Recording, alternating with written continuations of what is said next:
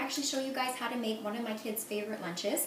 They're gluten-free English muffin pizzas. So I use a gluten-free English muffin. This is actually a brand called Food for Life. You can find it in the freezer section of almost most grocery stores today. So we're just going to get started right now.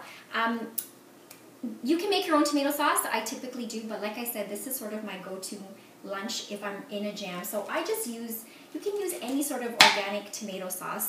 I really like this brand. And I'm just going to pour a little bit in here because it makes it easier to work with.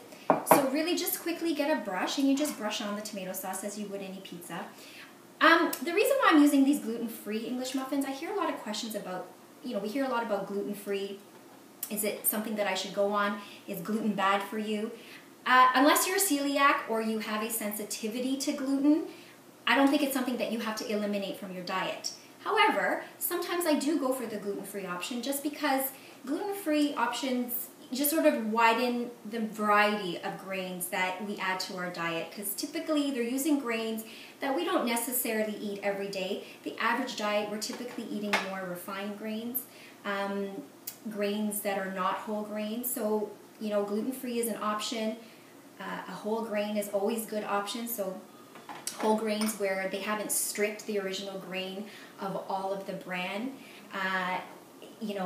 so that's why I sort of choose gluten-free. So we just put the tomato sauce on. You can just literally dab it on, okay? And then you just make it like a pizza. So I like to add mushrooms onto mine. They like mushrooms. So you just sprinkle them on top.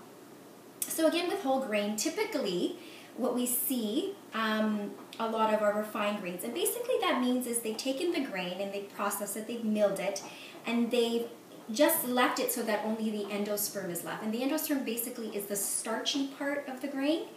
But the problem is that 90% of the nutrients are in the parts that they've stripped off, which is the bran. So I also add some veggies on top just to give it some green color. You can use anything. Spinach works just to add a little bit of green into it. So definitely when we're eating grains, we want to get more variety in there. So whole grains is always a good option because then you're going to get the fiber, you're going to get the natural oils, you're going to get the vitamin E that we find in a lot of grains. I add peppers. My kids like peppers. Well, my daughter does. So just add some peppers. So whatever veggies. This is going to be a veggie pizza. You know what? It's a pizza. So you can add whatever you want on it, whatever fixings they like on their pizzas. I sometimes add chicken. There's not a lot of room to work here. I'm just going to pick one up to show you how simple it is. So it's just a little mini pizza. They're cute and they're easy.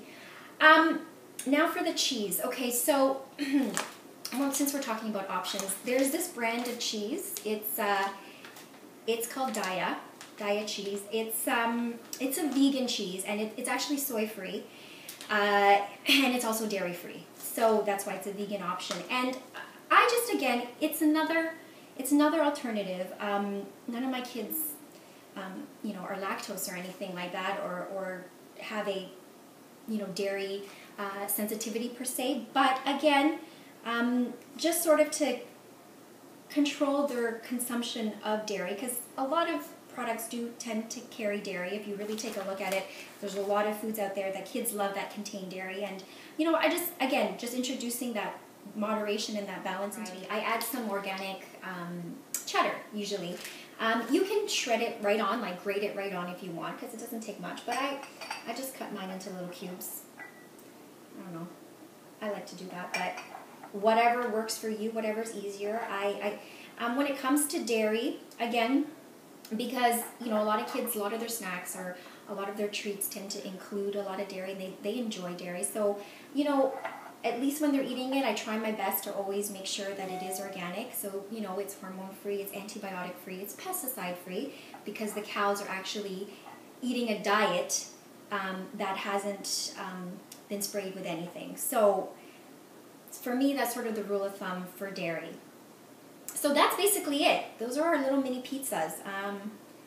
That was quick, right? Didn't take much. So all we're going to do is going to pop this into the oven at 350 degrees, and just until the cheese kind of melts, because everything on here doesn't need to be cooked to any great extent. Learn, eat, grow. Bye.